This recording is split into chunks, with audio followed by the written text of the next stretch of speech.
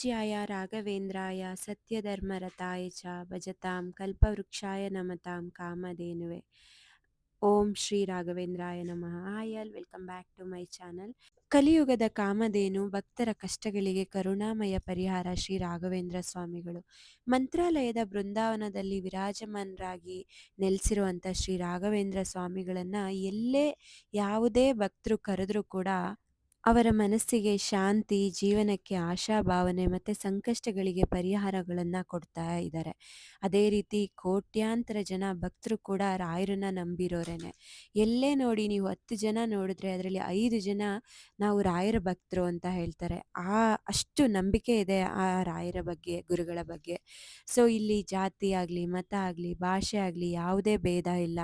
So ಪ್ರತಿಯೊಬ್ಬರನ್ನು ಗುರುರಾಯರು ಆಶೀರ್ವಾದ ಮಾಡ್ತಾರೆ. ಕರುಣೆ, ಜ್ಞಾನ, ಭಕ್ತಿ ಮತ್ತು ಸೇವೆಯ ಪ್ರತೀಕವಾಗಿರುವಂಥ ಶ್ರೀ ರಾಘವೇಂದ್ರ ಸ್ವಾಮಿಗಳು ಇಂದಿಗೂ ತಮ್ಮ ಎಲ್ಲ ಭಕ್ತರನ್ನ ಕಾಪಾಡ್ತಾ ಎಲ್ಲರ ಜೀವನದಲ್ಲಿ ಬೆಳಕಾಗಿದ್ದಾರೆ. ಸೊ ನಮಗೆ ಮಂತ್ರಾಲಯದಲ್ಲಿ ಇರುವಂಥ ರಾಘವೇಂದ್ರ ಸ್ವಾಮಿಗಳ ಬಗ್ಗೆ ಪ್ರತಿಯೊಬ್ಬರಿಗೂ ಗೊತ್ತು. ಅದೇ ರೀತಿ ನಮ್ಮ ಬೆಂಗಳೂರಿನಲ್ಲಿ ಕಾಮಧೇನು ಕ್ಷೇತ್ರ ಇದೆ. ಅದನ್ನ ಕರ್ನಾಟಕದ ಮಂತ್ರಾಲಯ ಅಥವಾ ಬೆಂಗಳೂರಿನ ಮಂತ್ರಾಲಯ ಅಂತಾನೆ ಹೇಳ್ತಾರೆ. ಸೊ ತುಂಬ ಜನಕ್ಕೆ ನಮಗೆ ಇವಾಗ ಮಂತ್ರಾಲಯ ಹೋಗೋಕ್ಕಾಗಲ್ಲ, ನಾವು ರಾಯರ ದರ್ಶನ ಮಾಡಬೇಕು ಅಂದರೆ ನೀವು ಒಮ್ಮೆ ಈ ಕಾಮಧೇನು ಕ್ಷೇತ್ರಕ್ಕೆ ಭೇಟಿ ಕೊಡಿ. ಇಲ್ಲಿ 108 ಕೋಟಿ ಬಾರಿ ಬರೆದಿರುವಂತಹ ಶ್ರೀ ರಾಘವೇಂದ್ರಾಯ ನಮಃ ಅನ್ನುವಂಥ ಒಂದು ಮಂತ್ರದ ಬುಕ್ಕುಗಳಿದೆ, ಅಂದರೆ ಪುಸ್ತಕಗಳಿದೆ. ಈ ಪುಸ್ತಕಗಳಿಂದನೇ ಬೃಂದಾವನವನ್ನು ನಿರ್ಮಿಸಲಾಗಿದೆ. ಸೊ ಭಕ್ತರಿಗೆ ಗುರುರಾಯರ ದಿವ್ಯ ಅನುಗ್ರಹವನ್ನು ಅನುಭವಿಸುವಂಥ ಅವಕಾಶ ಕೂಡ ಇಲ್ಲಿದೆ. ಸೊ ಪ್ರತಿದಿನ ಅನ್ನದಾನ ಇದೆ, ಪ್ರತಿನಿತ್ಯ ಪೂಜೆ, ಭಜನೆ ಮತ್ತು ಸೇವೆಗಳು ಕೂಡ ಇಲ್ಲಿ ನಡೀತಿದೆ. ಮತ್ತು ಇತ್ತೀಚೆಗೆ ಹೊಸದಾಗಿ ಏನೇನೋ ಕನ್ಸ್ಟ್ರಕ್ಷನ್ಸು ಎಲ್ಲ ಪ್ಲ್ಯಾನು ನಡೀತಿದೆ. ಅದು ಪ್ರತಿಯೊಂದನ್ನು ಅಲ್ಲಿ ಡಿಸ್ಪ್ಲೇನಲ್ಲಿ ಇಟ್ಟಿದ್ದಾರೆ. ಹಾಗೆ ಇಲ್ಲಿ ಸಾವಿರಾರು ಜನ ಭಕ್ತರು ಬರ್ತಾರೆ. ಗುರುವಾರ ಅಂತ ಎಲ್ಲ ನೀವೇನಾದರೂ ಹೋದರೆ ಅಲ್ಲಿ ತುಂಬ ರಶ್ ಇರುತ್ತೆ.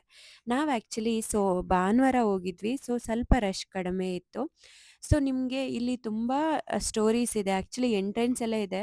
ಒಬ್ಬರು ತುಂಬ ಹುಷಾರಿಲ್ಲದೆ ವೀಲ್ ಚೇರಲ್ಲಿ ಇದ್ದಂಥವ್ರು ತುಂಬ ರಿಕವರ್ ಆಗಿ ನಾರ್ಮಲ್ ಆಗಿದ್ದು ರಾಯರ ಕೃಪೆಯಿಂದ. ಇದೇ ರೀತಿ ನೀವಲ್ಲಿ ಯಾವುದೇ ಭಕ್ತರನ್ನ ಮಾತಾಡಿಸ್ಲಿ, ರಾಯರ ಬಗ್ಗೆ ಕೇಳಲಿ, ಪ್ರತಿಯೊಬ್ಬರು ಅವರಿಗಾಗಿರೋ ಅಂಥ ಒಂದು ಅದ್ಭುತ ಅನುಭವವನ್ನು ನಿಮ್ಮ ಜೊತೆ ಹಂಚ್ಕೊಳ್ತಾರೆ. ಆ್ಯಕ್ಚುಲಿ 8 ಇಯರ್ಸ್ ಬ್ಯಾಕ್ ನಮ್ಮದು ಮ್ಯಾರೇಜ್ ಸೆಟ್ ಆಗಿತ್ತು. ನಾವು ಇನ್ವಿಟೇಷನ್ನ ತಗೊಂಡು ಕಾಮಧೇನು ಕ್ಷೇತ್ರಕ್ಕೆ ಹೋಗಿದ್ವಿ.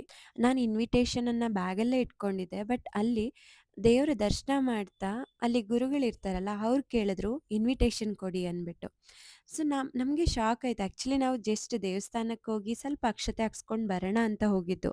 ಬಟ್ ಅಲ್ಲಿ ಅಷ್ಟು ರಶ್ ಇದ್ದಾಗ ಅವ್ರಿಗೆ ಕೊಡೋದು ಏನು ಮಾಡೋದು ಅಂತ ಗೊತ್ತಾಗದೆ ಜಸ್ಟ್ ಬ್ಯಾಗಲ್ಲೇ ಇಟ್ಕೊಂಡಿದ್ದೆ ನಾನು. ಸೊ ಅವರು ಕೊಡಿ ಅಂದ್ಬಿಟ್ಟು ಈಸ್ಕೊಂಡು ಬೃಂದಾವನದ ಮುಂದೆ ಇಟ್ಟು ಅಕ್ಷತೆ ಹಾಕ್ಕೊಟ್ಟಿದ್ರು. ಸೊ ಹಾಗೆ ಯಾವುದೇ ಆಗಲಿ ದೇವರ ಇಚ್ಛೆ, ದೇವರು ಕೊಟ್ಟಿರೋ ಅಂಥ ಅನುಗ್ರಹ ಆಗಿರುತ್ತೆ ಪ್ರತಿಯೊಂದು. ಅದು ನನಗೆ ಆಗಿದಂಥ ಫಸ್ಟು ಅದ್ಭುತವಾದಂಥ ಅನುಭವ. ಅದಾದಮೇಲೆ ಪ್ರತಿಯೊಂದು ಸಮಯದಲ್ಲೂ ರಾಯರು ನಮ್ಮ ಜೊತೆ ಇದ್ದಾರೆ. ಪ್ರತಿಯೊಂದು ಕಷ್ಟದಲ್ಲೂ ಕೂಡ ನಮ್ಮ ಜೊತೆ ಇದ್ದಾರೆ. ಈವನ್ ನಮ್ಗೆ ಲೈಕ್ ಮನೆ ರಾಬ್ರಿ ಆದಾಗೂ ಕೂಡ ಗುರುವಾರ ಆಗಿದ್ದು, ಬಟ್ ಅವತ್ತು ನನ್ನನ್ನು ಕಾಪಾಡಿದ್ದೇ ರಾಯರು ಅಂತ ಹೇಳ್ಬೋದು.